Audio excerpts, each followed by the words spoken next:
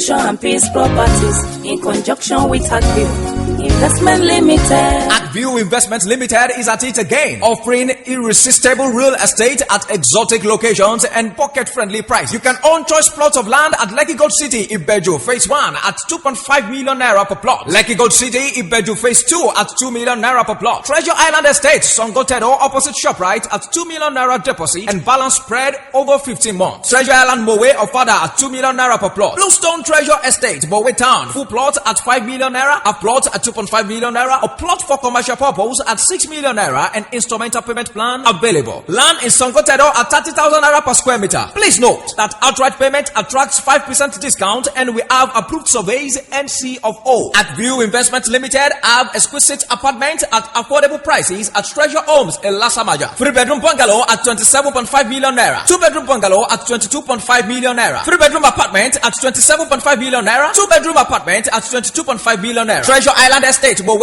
of Father, close to International Bureau, Shagamu Interchange, offers 2-bedroom bungalow at 6.5 million naira. Deposit 250,000 naira and spread the balance over 3 years. 3-bedroom bungalow at 9.5 million naira with 1.5 million naira initial deposit and a 3-year payment plan. 4-bedroom duplex with a room BQ at 25 million naira with a 36-month payment plan. Bluestone Treasure Island, Mowe of Father, offers a classic 3-bedroom bungalow at 15 million naira with a 2.5 million naira deposit and 2 years payment plan. We also have 3-bedroom bungalow at Beechwood Estate, Lakwe, 3-bedroom apartment at Egbeda Shasha area, executive 4-bedroom duplex at Divine Thomas Estate, Aja. We have other exquisite properties at Treasure Island Estate, Akodo, Treasure Island Estate, Agbara Igbesa, Agbara Alakuti, Sapati, Mosowo Lakwe, Lekki, Aja, Awoyaya, Abuliado, Ikaja, Abuliegba, Festac Town, Badagry, Owerri, and several other locations. Please note that our estates are located in serene environments with good road networks, security, electricity, and recreation centers. For details and inspection, please call Olushola on 0803-940-6444, 0803-940-6444, or 0908-515-1587, 0908-515-1587. You can also visit our offices at 314 Ikorodu Road, Anthony Bus Stop, Anthony, Lagos, or Etiosa Leaders of Thought Building beside Slot, Beggar Bus Stop, Aja, Lagos. You can also visit our website at www.agviewinvestment.com. Solution and Peace Properties in conjunction with Agview Investment Limited lónìí àníṣe kọ́kọ́rọ́ kú o. ní fàájì kẹlẹ́lẹ́ èrè ẹ bá mi ká lọ fi gbádùn ṣayọ̀ nílé ìtura tó bá fẹ́ First View Hotel àwa ń lọ. First View Hotel àlìjáná orí ilẹ̀ ni mo lè fọwọ́ ẹ̀ sọ̀yà fún gbogbo ẹ̀yin arìnrìn àjò tàbí lẹ́yìn iṣẹ́ òjò tẹ́ fẹ́ fara nísinmi. First View Hotel ni ẹ máa bọ̀ wá. Àwọn òṣìṣẹ́ wọn máa ṣe yín ní máa wọlé káàbọ̀ pẹ̀lú ẹ̀rín músẹ́. Enjoy the VIP privileges pẹ̀lú àwọn yàrá oríṣiríṣi pẹ̀lú ọyẹ́ ẹnu ẹ̀ tí ń kúrìrì. Cheap and affordable budget hotel rooms for your needs. Executive rooms tí wọ́n lé ńlẹ̀. Business rooms tí wọ́n ò lẹ́lẹ́gbẹ́. Luxury rooms tí wọ́n kọjá bẹ́ẹ̀. Elegant finishes with jacuzzi. Fully furnished to keep you convenient with Rusan music amplifier. First View Hotel. Maximum security ń bẹ pẹ̀lú CCTV cameras. Generator ń bẹ nílẹ̀ ní sẹpẹ́. nígbàkúùgbà tí iná ọba bá lọ. Unlimited international calls to about 68 countries around the world. ẹ wo ẹ má jẹ́ ń sọ̀rọ̀ jù. gan ni yá fídíò ìròyìn ọ̀tá fojúbà. First View Luxury Hotel wà ní number 1 Adeniran Bamisile Street, First Estate, off Rajira Sakiro, Amuwo Ọ̀dọ̀fẹ́, Lagos State. Telephone number wọn ni +234 807 578 7135 +234 807 578 7135 tàbí kẹ́ ẹ pè mọ́níjà wọn sórí +234 803 405 1725 +234 803 405 1725 tàbí kẹ́ ẹ kàn sí wẹ́bsáìtì wọn www.firstviewhotel.com. First View Hotel ìgbádùn pẹ̀mẹ́rin síbi kan ju bẹ̀kan lọ lọ́ngbọ́n. Adesoji Aderemi o, Tadenikawo ọmọ káàbọ̀ o, ìwọ lọmọ olókìkí yóò táyé ń wí, ìwọ làrẹ̀mọ Oduduwa tí wọ́n ń ròyìn, Babátúndé Ogunwusi olóbi ẹ̀sáyé, ìgbà rẹ̀ kó já sáyọ̀ o, àsìkò rẹ̀ kó dùn mọ́ wa gidi ni. Adesoji Aderemi o, Tadenikawo ọmọ káàbọ̀ o, ìwọ lọmọ olókìkí yóò táyé ń wí, ìwọ làrẹ̀mọ Oduduwa tí wọ́n ń ròyìn, Babátúndé Ogunwusi olóbi sáyé ìgbà rẹ̀ kò já sáyọ̀ o àsìkò rẹ̀ kò dùn mọ́ wa gidi ni.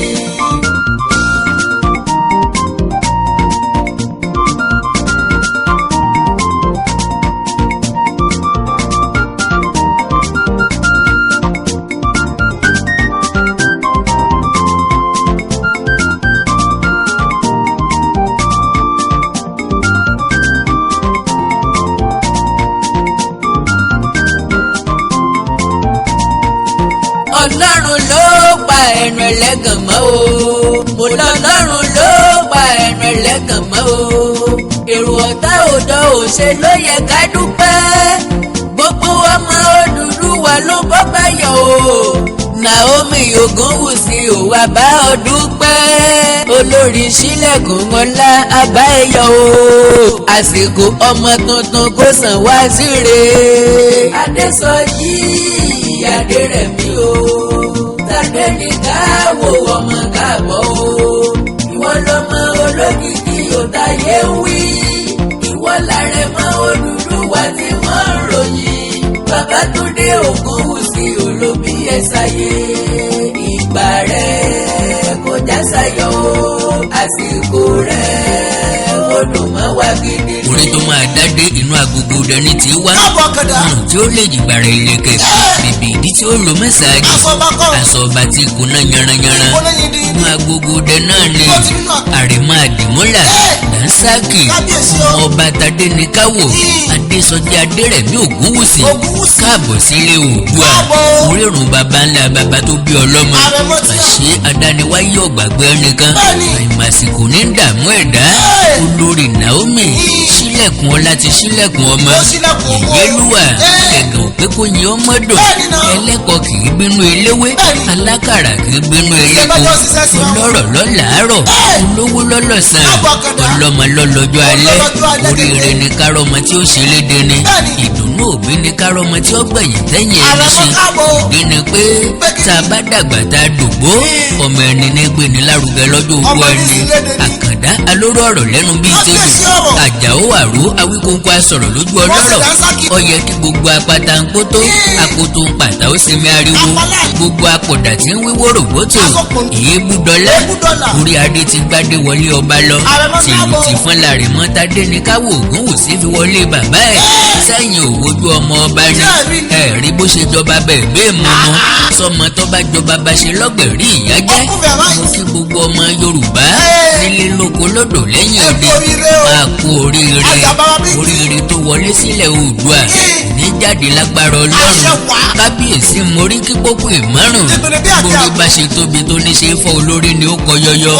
Àkàndá alóró ọ̀rọ̀ lẹ́nu bíi tẹ́jọ́. Ntọ́ sàkàlàmọ̀kù tó ìdẹ́kun ẹ̀rín rínrín. Bọ́ bá ṣe gúnugún. Àwọn kòkò sórí ẹyin ni. Èébú. Àtàrí ìrísọ ni ká sọ ni. Olórí Naomi kọ́ ló bí. Irọ́ ni wọ́n àdọ́pì ẹni. Ẹ̀ ń ṣèwọ̀ ló bí. Bọ́mọ àkọ́bí rẹ̀ ni wọ́n àdọ́pì. Ẹ̀yin adíjàálẹ̀ takété bloggers tó lògbòrò pa.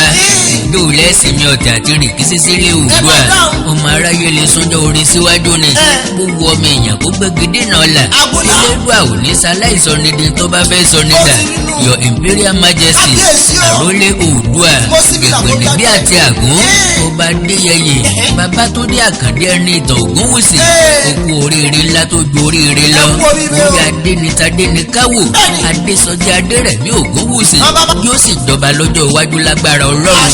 Ìjájá àfìdí ọ̀rọ̀ ti jálẹ̀. Òrìn kílẹ̀ ó mì tìtì. Ayékìtì ogun ìtírí ogun. Ìlẹ́wà lówó. Ọlẹ́sìn mẹ́rìndínlógún. Mẹ́jọ ń joko mẹ́jọ sáláìrí jẹ. Ìyá kankan bọ́ tí bí ṣe rẹ ni o. Olórí Naomi. Sílẹ̀kùn ọlá. Ẹkú sùúrù. Ẹkú àmúmọ́ra. Ẹkú yíya fọ́jú ń jọ rírí. Kéèyàn ó sì yadi ti ń jọ gbígbọ́. Ìyá kankan bọ́ tí.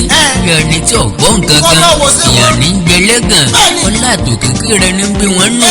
Ọba òkè ti wá dá ọ láre Yèyélúwà. Ó fi arẹwà ọmọkùnrin làǹtìlanti ta ọ lọ́rẹ. Lọ́jọ́ tí Tadenikawo. Adesoji Aderemi Ogunwusi kéńké. Tọ́wọ̀ lórí Ifẹ̀ wá. Gbogbo ìlú ló mì tìtìtì.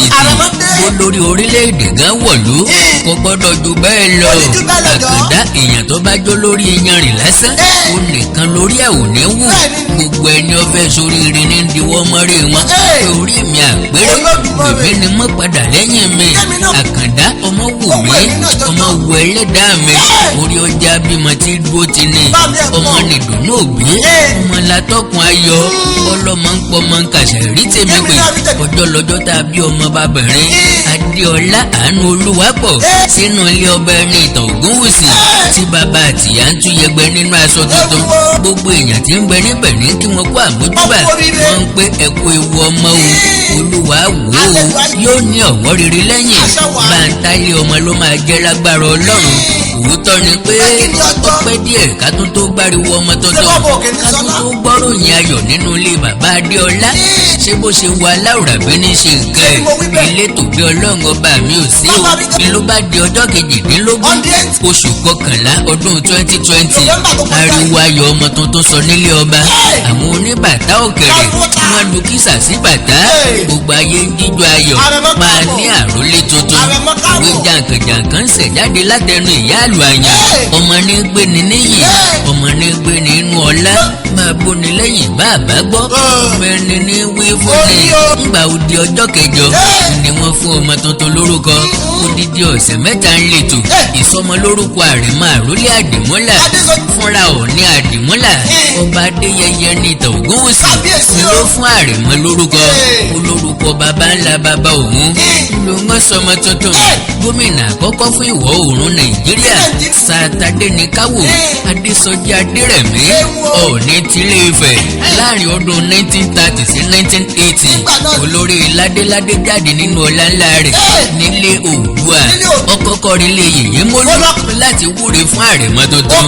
ilé Ògún lọ́gbàdélé òdì kejì ibẹ̀ lọ́gbàdé òmìnirin kí wọ́n tó parí ìwúre sílé Ìgbò ibi tí yóò ti gun àpèrè Oòduà gangan. ibi pàtàkì tí gbogbo Ọọ̀ni àná ń wọ̀ fún ètò pàtàkì ní ibẹ̀ làwọn ìṣòro ti ṣètùtù fún àrẹ̀mọ tó yẹ. Ifẹ̀ Royal Court ni wọ́n ti pàdé àrẹ̀mọ. gbogbo àwọn ọba ìṣòro ló péjú pésẹ̀ síbẹ̀. oníkálukú ìṣòro ń ṣàdúrà nílànà tiwọn. ohun ìsọmọ lórúkọ ìṣẹ̀ǹbáyé wọn fi ṣàdúrà o. oyin àádùn ìrèké ẹja owó orógbó obì atari ìgbín ọtí àdúrà omi epo pupa ẹyẹlé àti bẹ́ẹ̀ bẹ́ẹ̀ lọ kí wọ́n tó wá gbé orúkọ àrẹ̀mọ jáde. Ọọ̀ni rìsá kọ́kọ́ gbé fálẹ́rì lọ́dọ̀ àràbà àgbáyé. àràbà àgbáyé ló fi orúkọ ọmọ ilé olóyè àgbà lọ́wọ́ Ifẹ̀ lọ́wọ́ olóyè Adékọ́lá Adéyẹyè lọ́wọ́lọ́wọ́ pé orúkọ àrẹ̀mọ ṣé kí gbogbo tẹrútọmọ ẹkùn tẹ̀lé mi. Tadenikawo Adesoji Aderemi ẹ̀rí ìfẹ́ olúwa sí mi adé ìwà ìní olúwa adémídé adégbìtẹ́ díẹ̀ kọ́ lórí olúwa ọmọ Ògúnwùsì. lẹ́yìn ẹ̀ ni wọ́n gbé e padà sílùú Àkúrẹ́ olóyè mẹ́kùn kó tó ṣẹ̀ṣẹ̀ wá wọ̀lú tìlùtì fún lọ́jọ́ ìṣẹ́gun ọjọ́ kẹjọ oṣù kejìlá ọdún 2020. ìyíyẹ ni àbí ọ̀yẹ́ ni dákun sórí èèyàn ò ní wó ni.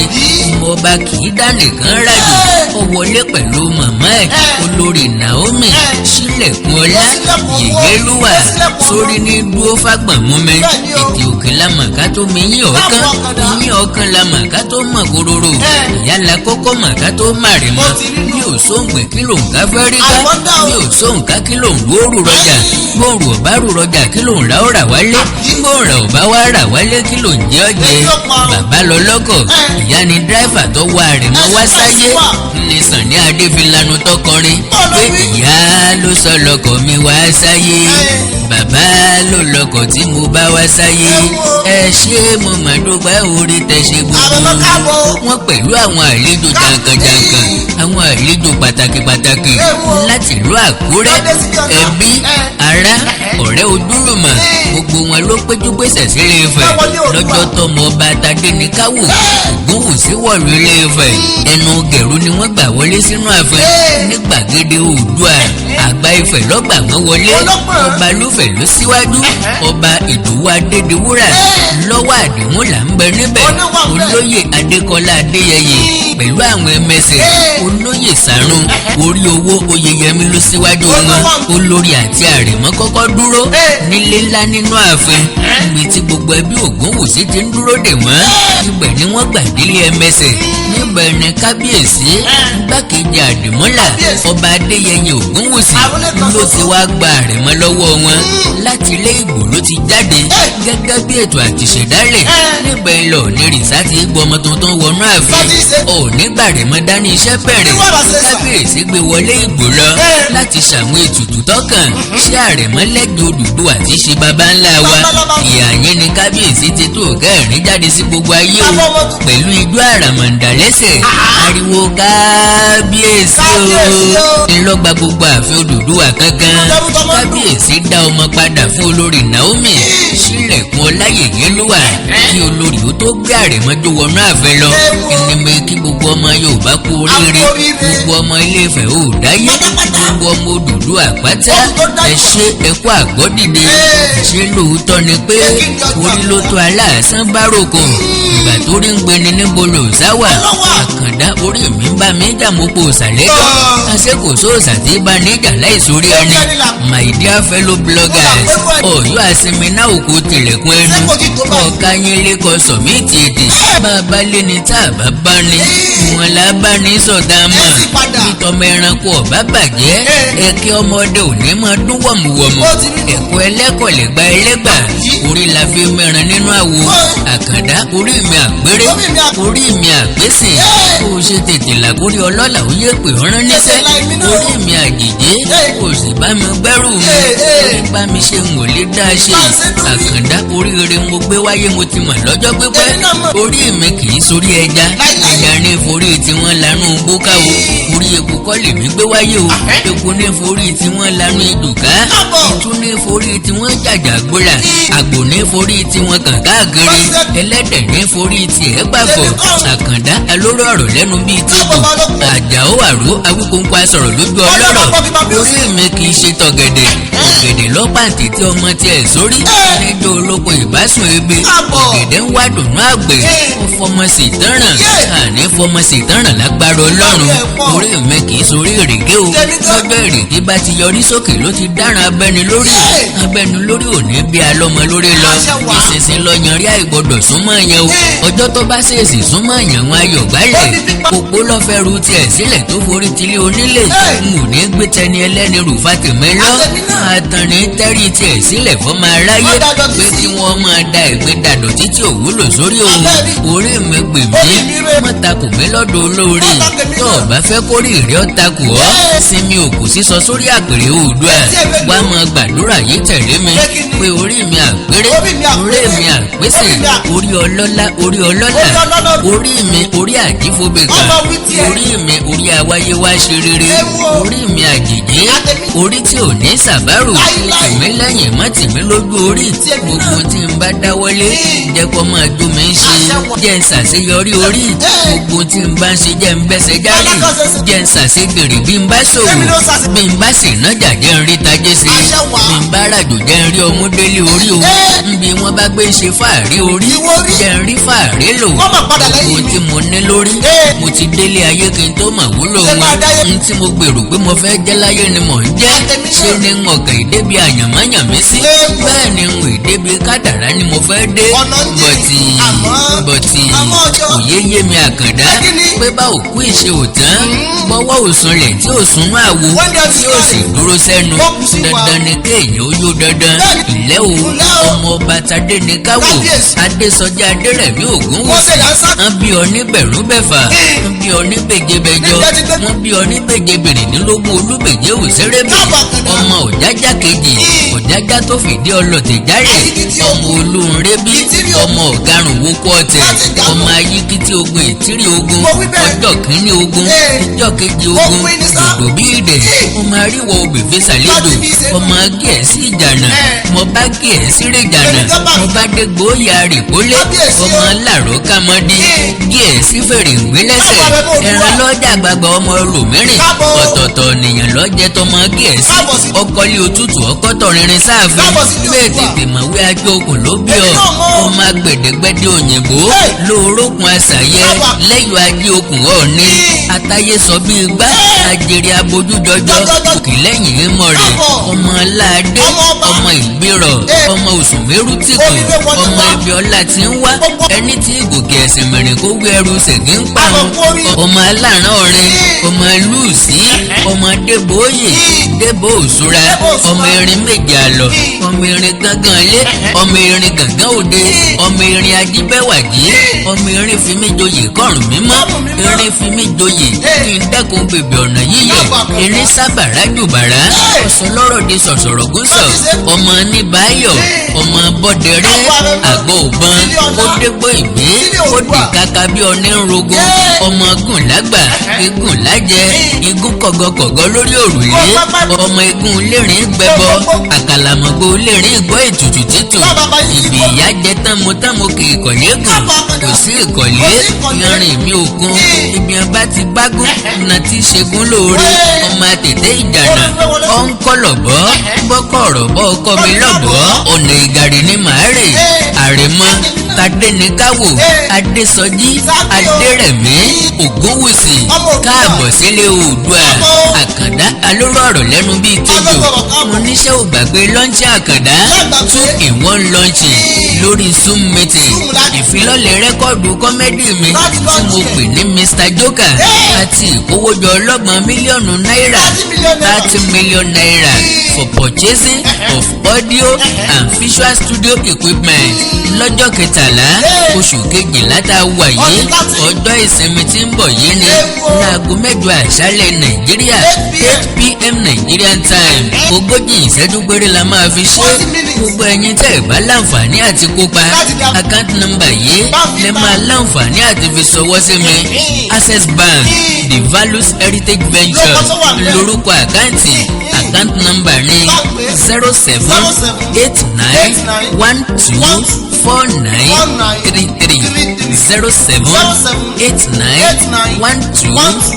0789124933 ẹ ràn mí lọ́wọ́ ká lè jọ gbélé Yorùbá gòkè àgbà mo ṣetán láti wú àṣà èdè ìtàn ìlú àtòhun ìṣẹ̀ǹbáyé Yorùbá síta níbikíbi tó wù kó forí múlẹ̀ sí tó bá wá fẹ́ líǹkì mítìn yín lórí Zoom láti darapọ̀ tàbí o fẹ́ àlàyé kíkún lórí ẹ̀ WhatsApp ní ká ti sọ̀rọ̀ +1 937 969 0257 +1 937 969 0257 tàbí +1 331 888 2144 +1 331 888 2144 ẹ láìkì kẹ́ fọ́lù péjì mi lórí Facebook àkàndá ọ̀rọ̀ àwíkóńkó ẹ sọ̀scribe sí YouTube channel mi àkàndá ọ̀rọ̀ àwíkóńkó live ẹwà èdè Yorùbá TV fún àyọkà tó sára ọ̀tọ̀